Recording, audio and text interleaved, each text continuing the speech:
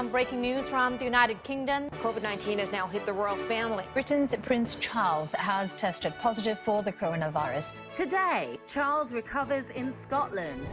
The Queen keeps calm and carries on in Windsor. She has emphasised the need for isolating oneself in order to stop the spread of the disease. And Harry and Meghan are officially stepped back in Los Angeles. Their latest pit stop certainly indicates this family of three is eager for their fresh start to begin.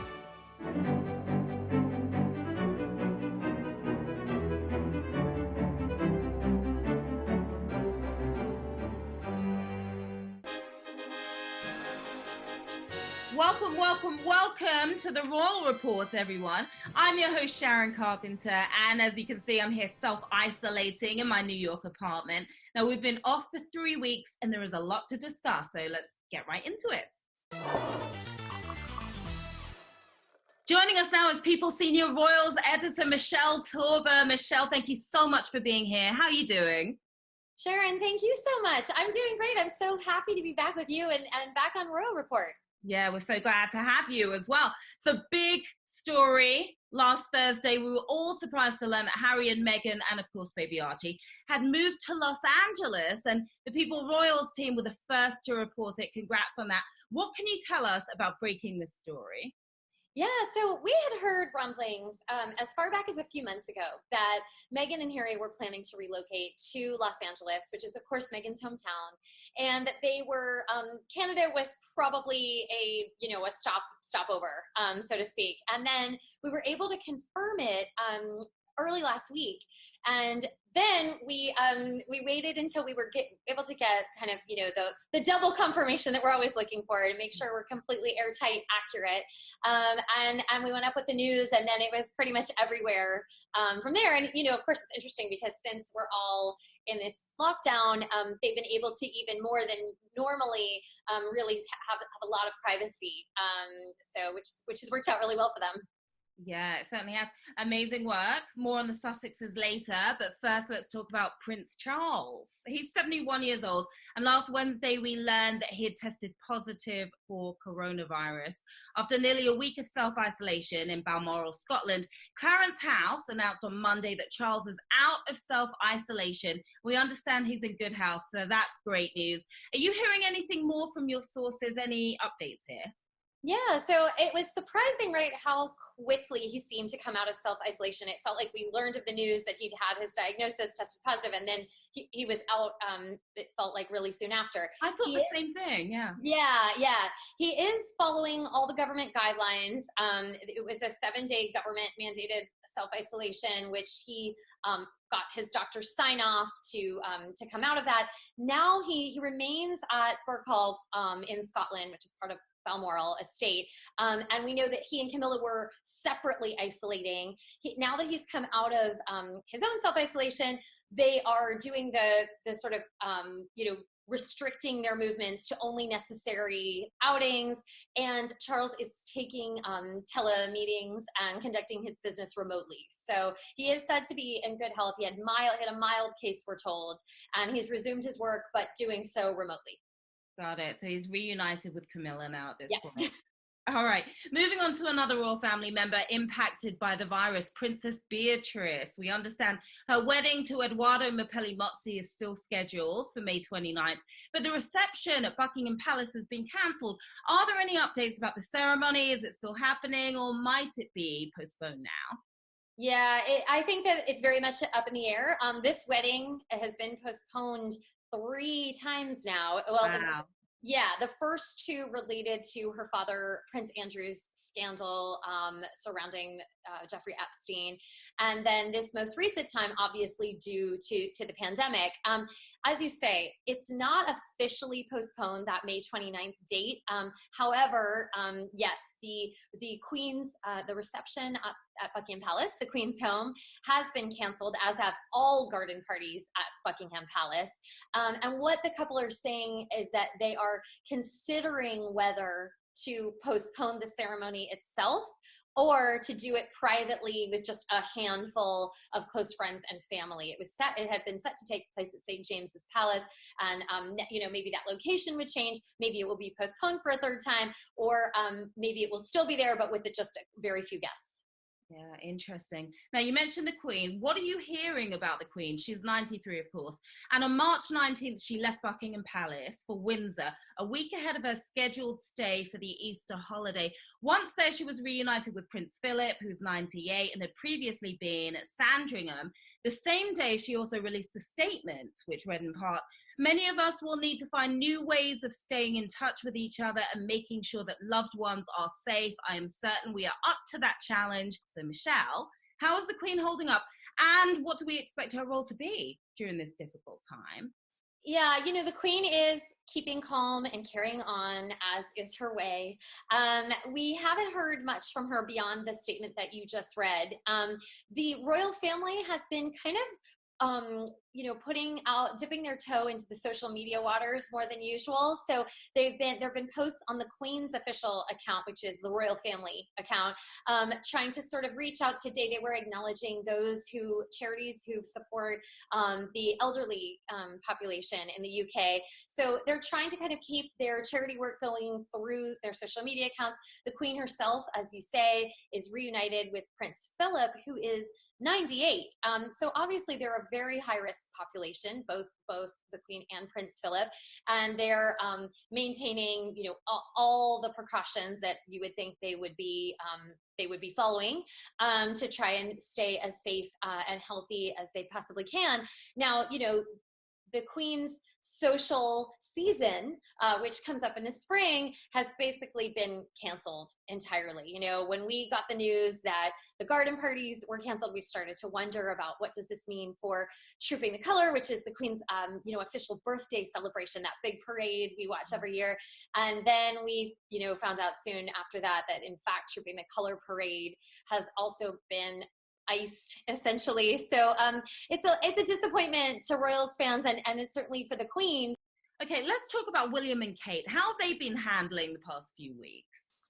Yeah, so William and Kate are, like so many families, this is one of those times when there's some relatability there, because they are now homeschooling their kids like families around the world. The children, the older children, George and Charlotte, their school closed a couple weeks ago, so they are now probably most likely spending their time at their country home, Amner Hall, which is in Norfolk. And, they would be doing the kinds of things that families would, everywhere are trying to do, which is, cooking with the kids, reading the puzzles. Everyone's doing their best on that front. I'm not exactly sure they would be faring any better than all the rest of us. It's a lot to juggle. But we also home for them, I'm sure. Yeah. And then we know that there are also like parents everywhere who are trying to do the act of keeping up their work commitments while, making sure the kids' schooling continues. I think they likely have their trusted nanny on hand, and Maria Trian-Borallo, and she would be obviously lending plenty of support. Back on March 19th, we heard from William directly addressing the coronavirus outbreak and highlighting the importance of the National Emergencies Trust, a UK-wide disaster relief fund that was launched late last year. Take a look. Whenever and wherever adversity strikes, the people of the United Kingdom have a unique ability to pull together. The way that local communities support those affected shows the very best of our values and human nature. The public's desire to help in the wake of tragedy needs to be managed and channeled in the best possible way, which is why the establishment of the National Emergencies Trust was so important. I said at its launch last year that I dreaded the day when it would be needed. Sadly, with the outbreak of COVID-19, that day has come faster than any of us would have hoped. But now, more than ever, I'm grateful that the National Emergencies Trust exists. Now, 2 days after this message, William and Kate made a surprise visit to a National Health Service call centre to thank the staff for all their amazing work. Michelle, how would you describe the role the Cambridges want to play here, or perhaps the message that they want to project during this international crisis? Well, I think this is a really unique opportunity to see them in their roles as future king and queen, and especially because Prince Charles was himself, kind of struck down by the illness. So he was sort of taken out of the action, and you see William stepping up and Kate stepping up into that role as future, leaders of this family.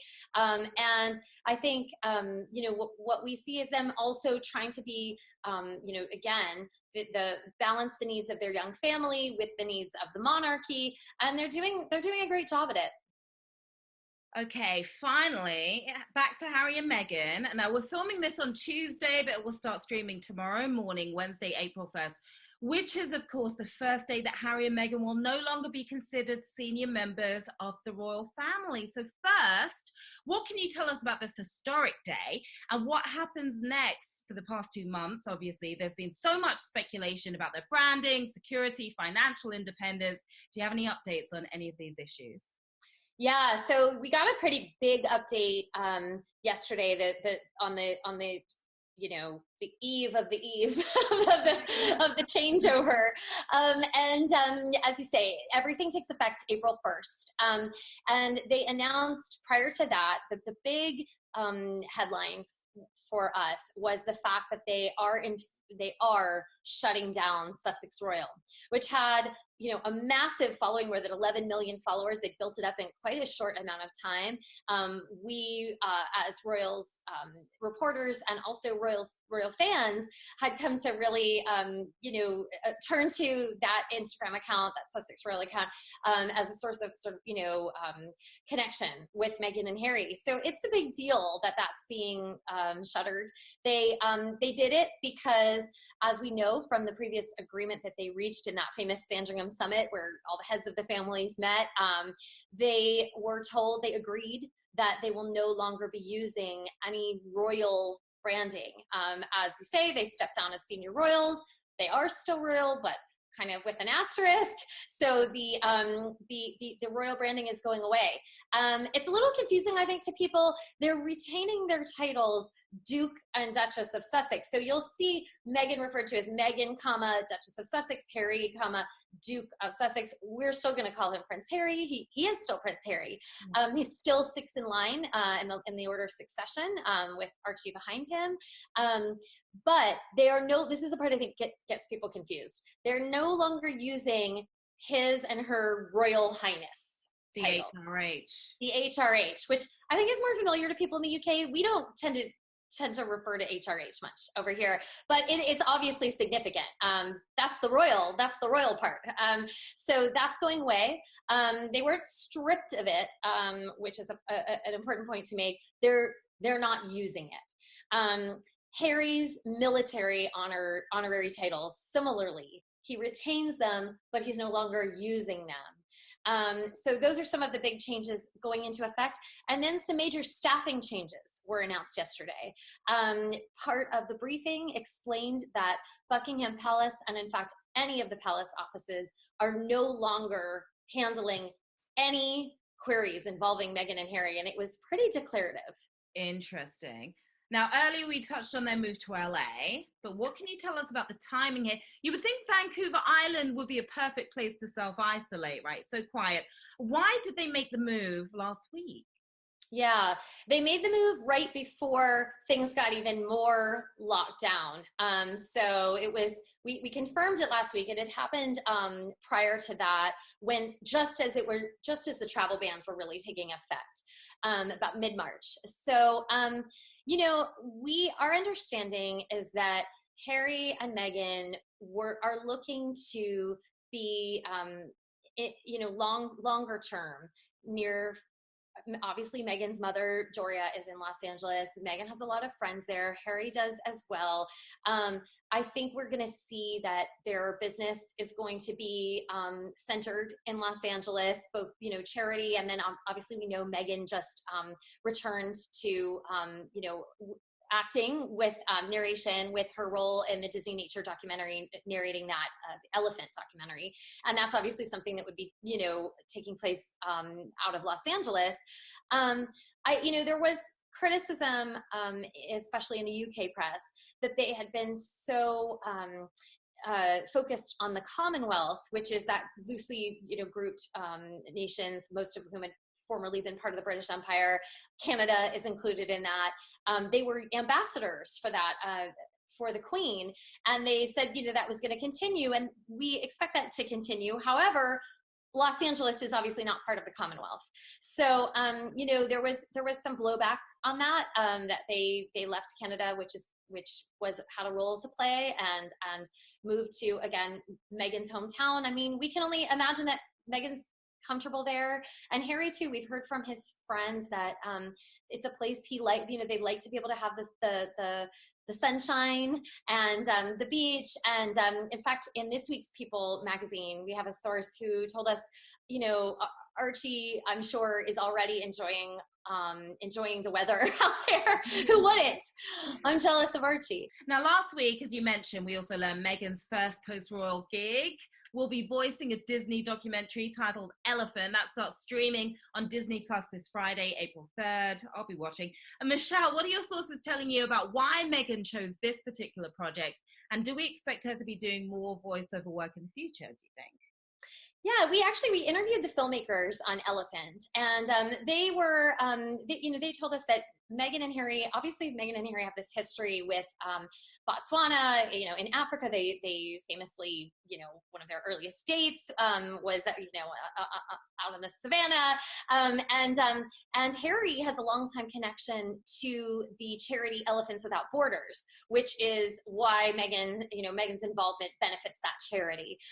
So there were a lot of ties there, existing ties, and Meghan, the filmmakers told us she came in with not only a lot of background knowledge, but, really wanting to, organically improvise. One of them told us that Harry was in the kind of like directing from the back of the room, and occasionally correcting her pronunciation, and it was kind of funny for them because he was obviously very enthusiastic about the project too.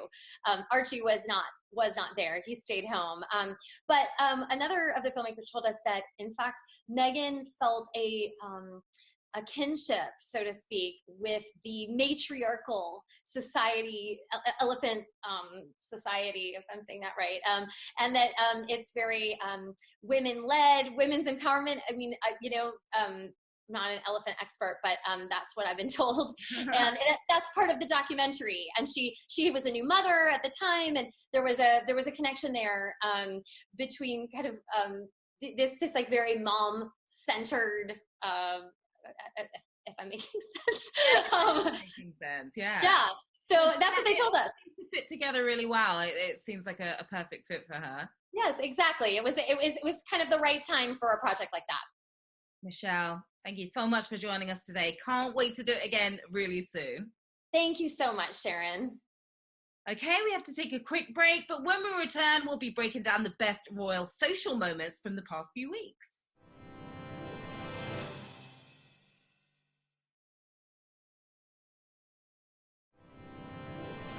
Welcome back to the Royal Report. It's now time for our social media minutes.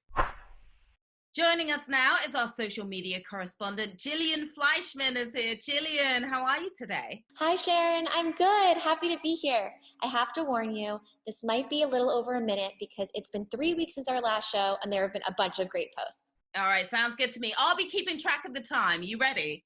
Yep. Start the clock now. A week ago this past Friday, Harry and Meghan posted this image with the words, "Today I feel," and a blank line to urge everyone to take care of their mental health during this time. They noted that just because we're self-isolating, it doesn't mean we need to be alone, and provided resources people can use throughout the UK if they need some extra help. Definitely a post a lot of people can relate to right now. 2 Sundays ago, the Kensington Royal page posted a bunch of photos in celebration of Mother's Day in the UK. Not only did we get a new family pic, but we also got a flashback image of a young William and Harry with Princess Diana and a photo of Kate as a baby with her mother. Plus, we can't forget the adorable card Prince George made for his mom. Are we sure he's only 6? Last Wednesday, the Royal Family's page gave us a behind-the-scenes look at the Queen's weekly audience with Prime Minister Boris Johnson. She's held this weekly meeting throughout her reign, but this one was, of course, via telephone. Just because they're social distancing doesn't mean they aren't in touch. And can we please talk about her corgi figurines? I'm obsessed. Last Thursday, we got a new glimpse of the Cambridge kids on the Kensington Royal page as part of the nationwide Clap for Our Carers movement. The surprise clip of George, Charlotte, and Louis came as the nation united to thank the NHS and those working tirelessly during the coronavirus. Everything about this video gets a major heart emoji. And finally, this past Monday, we got what is likely the final post from Harry and Meghan under their Sussex Royal Instagram handle. They thanked their community for the support, inspiration, and shared commitment to the good in the world. Can't wait to see what they do next. And that's your social media minute. Okay, Sharon, how did I do? You did great. 1 minute and 30 seconds, right on the head. You packed a lot in there, Gillian. I did. Okay, good. But I promise that I will get it closer to a minute next time. Awesome. Thank you so much, Gillian. Great work, as always. Thanks, Sharon. Okay, we're going to take a short break, but when we come back, I thought we'd give Max a call. But first, let's take one last look at those adorable Cambridge kids. So cute.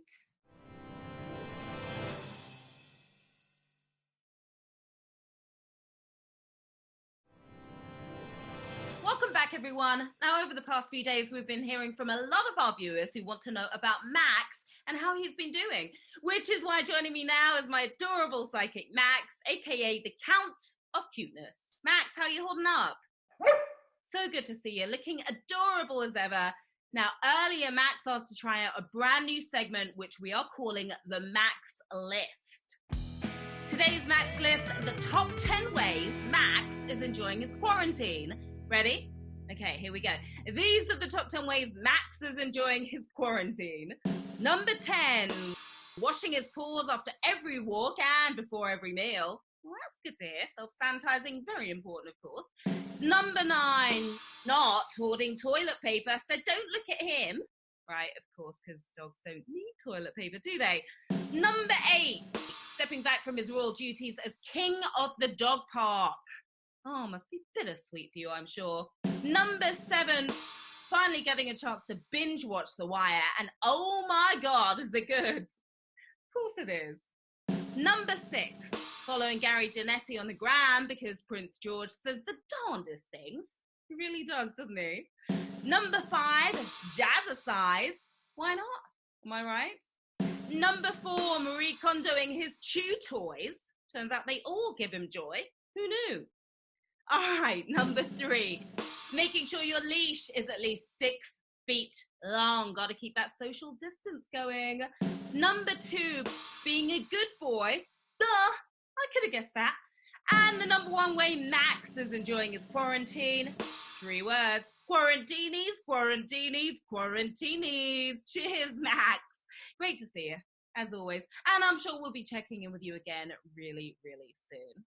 All right, Royal Watchers, that's our show for today, but we'll be back again next Wednesday. I'm Sharon Carpenter. Till then, stay safe, keep calm, and carry on.